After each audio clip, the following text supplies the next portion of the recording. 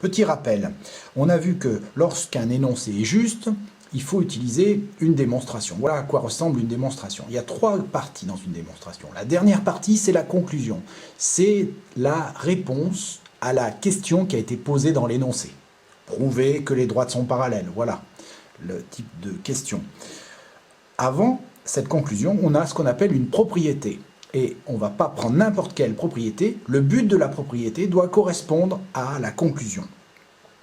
Et puis, avant la propriété, on va indiquer les informations qu'on aura lues dans l'énoncé qui vont nous permettre de justifier qu'on a bien le droit d'utiliser cette propriété. Si je regarde le schéma d'une propriété, on peut la voir comme ça. Il y a un si, il y a du texte ici, un alors et encore du texte ici. Si ici, on va trouver la cause. Si on a cette cause, eh bien, automatiquement, on va avoir cette conséquence. La conséquence va être aussi le but. C'est comme ça qu'on va repérer les propriétés qu'on aura besoin d'utiliser dans la démonstration. Dans cet exercice, il faut prouver que l'énoncé est juste. L'énoncé, c'est juste cette partie-là. Prouver que la longueur AB est égale à la longueur BC. On a une figure codée qui fait partie de l'énoncé. Le point A est sur la médiatrice du segment BC, c'est écrit ici. Et donc, pour arriver à prouver que AB est égal à BC, on va utiliser une propriété et on va faire une démonstration. Alors, pour faire une démonstration, on va utiliser un plan de démonstration dans lequel on va rapidement, au brouillon, indiquer les 3 parties de la démonstration. On va commencer par la dernière partie, ce qui est la plus simple, parce que c'est la conclusion. Et la conclusion, c'est la réponse à la question qui était posée. La question, c'est prouver que AB égale BC. Eh bien, la conclusion, ça va être de dire AB, la longueur AB est égale à la longueur BC. Avant la conclusion, il nous faut une propriété. Le but de cette propriété doit être de prouver que 2 segments ont la même longueur. Alors, on a fait ici une petite liste de propriétés et on va les regarder en sachant que après le alors, on va lire le but de la propriété.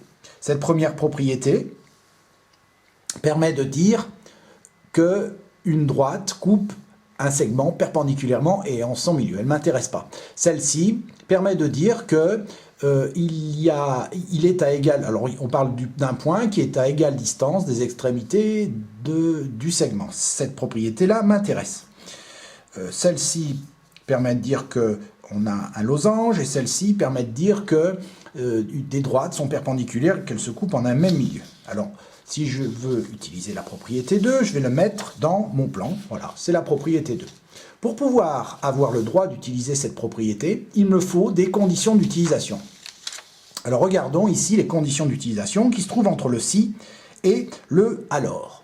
Il faut un point qui doit être sur la médiatrice d'un segment. Alors est-ce que dans l'énoncé, on nous dit qu'un point est sur la médiatrice d'un segment? La réponse, elle est oui. Le point A, c'est sur la médiatrice de BC. Et c'est donc la condition d'utilisation. A appartient à la médiatrice de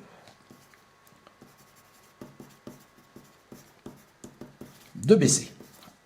Voilà, ça c'est un brouillon. À partir de ce brouillon, je vais pouvoir rédiger la démonstration.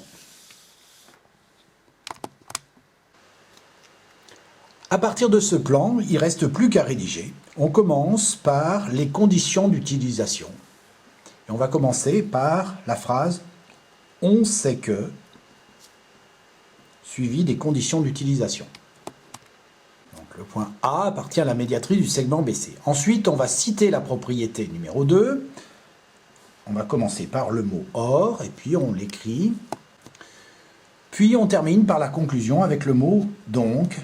Ici, c'est de dire que AB égale BC. Voilà, on vient de terminer cette démonstration.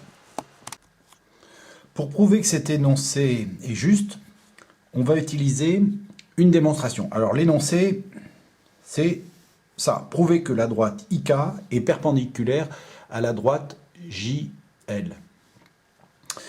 Alors, on va, pour faire cette démonstration, on va utiliser un plan de démonstration qui contient donc les trois parties de la démonstration, les conditions d'utilisation, la propriété et la conclusion. Dans ce plan de démonstration, on va commencer par la fin, c'est-à-dire la conclusion. La conclusion, c'est la réponse à la question qui est posée. Ici, la question, c'est prouver que IK est perpendiculaire à JL. Eh bien, ça va être la conclusion. IK perpendiculaire à JL. Maintenant, on cherche une propriété dont le but ce soit de dire que deux droites sont perpendiculaires. Alors, il y a une petite liste ici de propriétés qu'on va utiliser. Et on cherche donc le but de la propriété. Le but de la propriété, c'est ce qu'on trouve à la fin de la propriété, après le alors.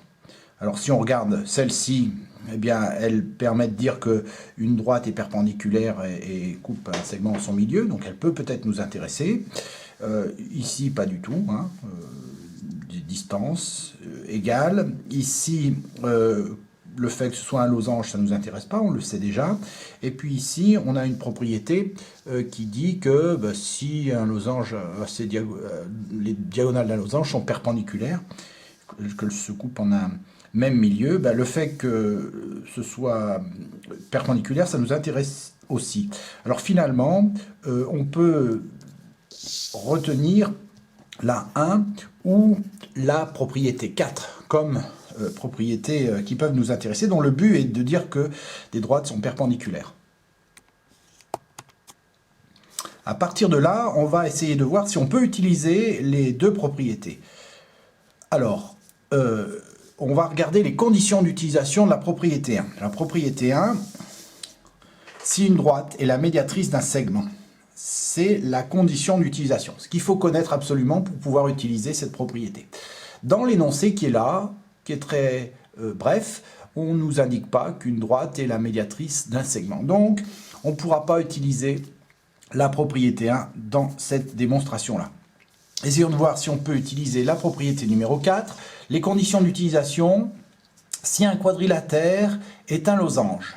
Alors, cette information, elle est donnée ici. IJKL, c'est le quadrilatère, et on nous dit bien que c'est un losange. Donc, on va utiliser la propriété 4, et les conditions d'utilisation, ce sera de dire que IJKL, losange.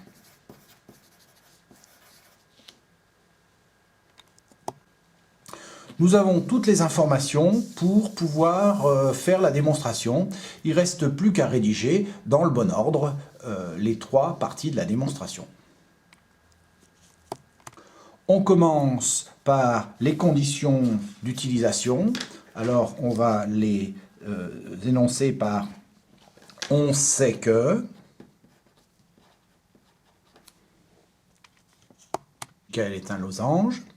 Ensuite, on va citer la propriété, on introduit la propriété par OR, et puis on va citer la propriété numéro 4. Et enfin, la conclusion, qui est de dire que la droite IK est perpendiculaire à la droite JL. Voilà, la démonstration est terminée.